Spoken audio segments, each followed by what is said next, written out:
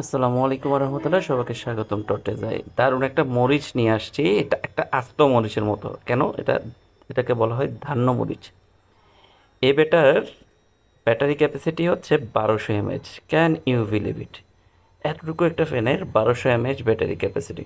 তাহলে বুঝতে পারতেছেন কতটুকু চলবে। ছোট এই ফ্যানগুলোতে এতটুকু ব্যাটারি এমএচ থাকা মানে আসলে অনেক কিছু।